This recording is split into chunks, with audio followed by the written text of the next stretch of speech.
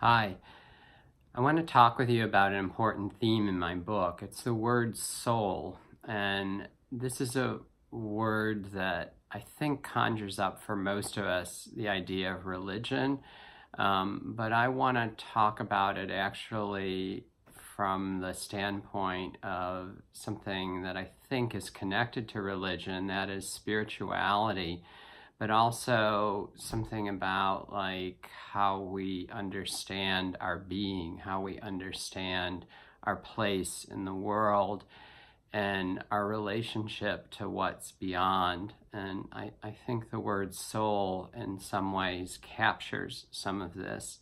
It's an interesting word. There's an Old English word, sawl, S-A-W-O-L, and it's thought that our word soul, our modern English word soul, comes from that. And it has also some Germanic derivations or links. The German word for soul is Seele, S-E-E-L-E.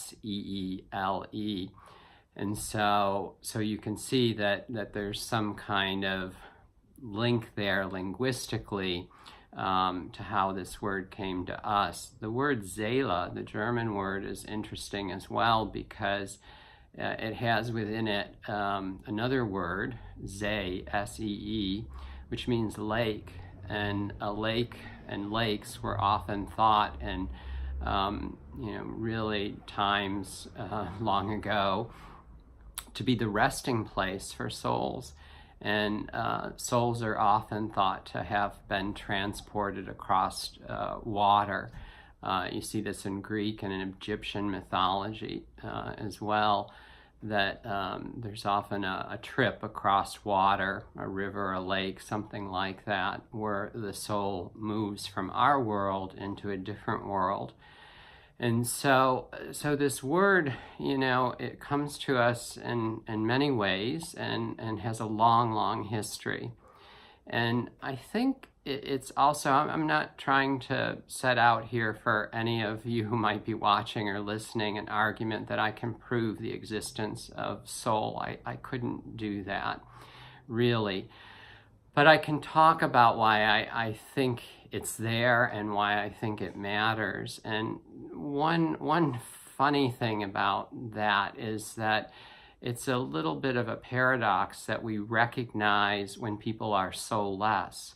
We have a clear idea in our minds when we say, often as an insult, but often as a description of someone that they're soulless. And it typically has something to do with a kind of emptiness that we perceive in them, that they're alienated, lost in some way, or that they're kind of held hostage to certain aspects of life that just seem very materialistic, very driven by ambition, and really don't have that kind of expansive quality that I think the word soul brings to us. So soulless also shows up in many descriptions of monsters. So for example, we wouldn't think of zombies as having souls, and vampires don't have souls. And robots, I was thinking of the Terminator movies, but there's a whole kind of debate nowadays about AI, artificial intelligence, and what it'll mean to us to have more contact with machines and many, many unpredictable ways. And these machines, I don't think any of us would venture to say has a soul. And you see this also with our screens. I mean, I'm communicating to you right now through a screen, and I don't think you would say that the device you're watching me on has a soul, and I certainly wouldn't say that the device that's recording me right now has a soul. So we recognize it in a way by its absence, and that's a bit of a paradox. For me, one of the really great writers about religious experience is the American psychologist William James. And he's often thought of as being a bit of a philosopher as well, and along the lines of the school of pragmatism. And I think what I appreciate in William James is the idea that our personal experience often tells us a great deal about the world.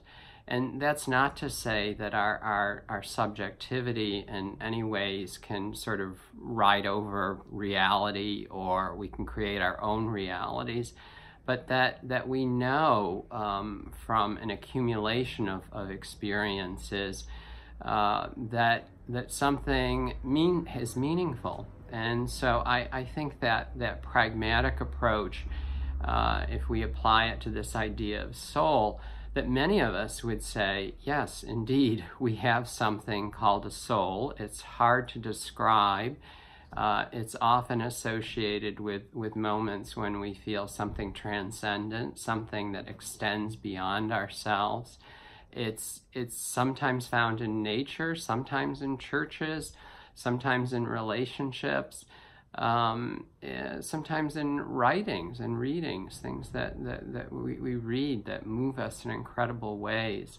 And so we have these experiences, and James wrote an entire volume about this called The Varieties of Religious Experience, a study in human nature, in which he writes about really, that this is something that motivates human beings and has for ages. And so for us to deny that somehow religion, spirituality, and soul are not important runs in the face of really vast amounts of accumulated human evidence to the contrary. And so soul, I think, if you think about it in a pragmatic way, for me, I definitely have that feeling, and most people I work with have that feeling. Although I will say that a lot of people struggle sometimes when they feel disoriented and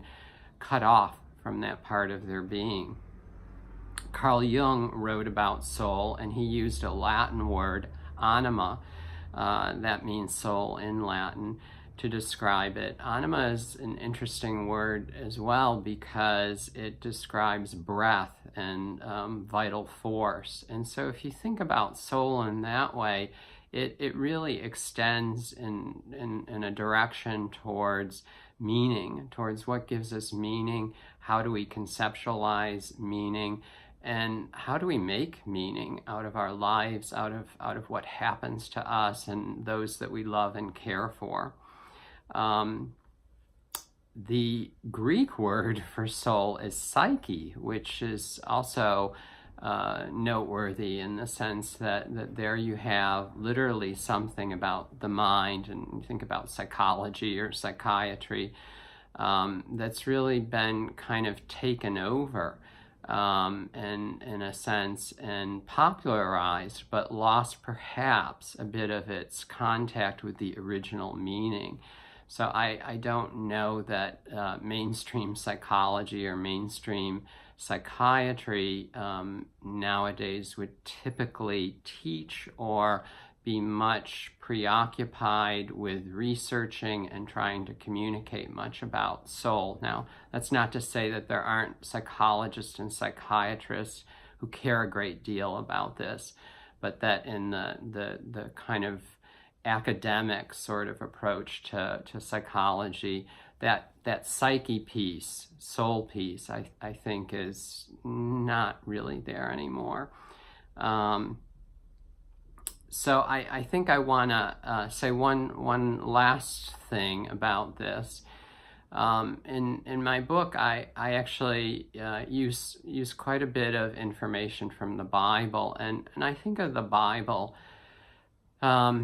it's really a document, regardless of your religious tradition or your faith or your spiritual attitude. It's a collection of stories about humanity, and that's in that document, in that book, is something about what happens to soul. And so I find it incredibly useful, and I use, as I said in my book, particularly about Isaac and Abraham. I talk a little bit about that particular father-son relationship, and I also talk about the book of Revelation, because that's really where the souls are sort of evaluated. And so there's quite a bit in the Bible that I think is a piece of living literature we can appreciate, regardless of whether or not we have a particular religious conviction, or whether or not even we believe in God or not. So it's a document, I think, a book, a piece of living literature, as I said, that communicates to us about soul. There is another place where soul, I think, comes up, and that is in the idea of somebody who sells their soul. And the place where I go to for this is the German author Goethe wrote a very extended piece of poetry or drama, Faust, in which he chronicles. It's an old German legend, I think, and so he wasn't the first really to write about Faust. The Faust legend goes back centuries. Before Goethe wrote about it, but he writes about a man who's lost, and a man who seems to have become so alienated that he's actually contemplating suicide at the beginning of Faust. And what kind of pulls him away from that is that he meets the devil. He meets an incarnation of the devil, Mephistopheles, or Mephisto, as he's sometimes called, just Mephisto for short. And Mephisto offers him a bargain, and the bargain is that he'll give Faust whatever Faust desires or wants, any kind of experience on earth, but that when Faust dies, that his soul will belong to Mephisto. And so this idea of somebody selling their soul is I think, also incredibly relevant even for us nowadays.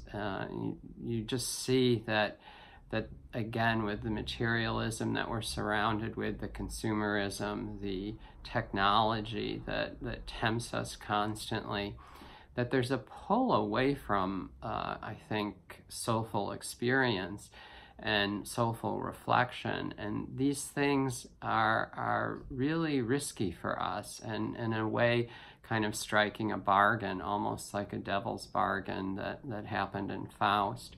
Faust is redeemed.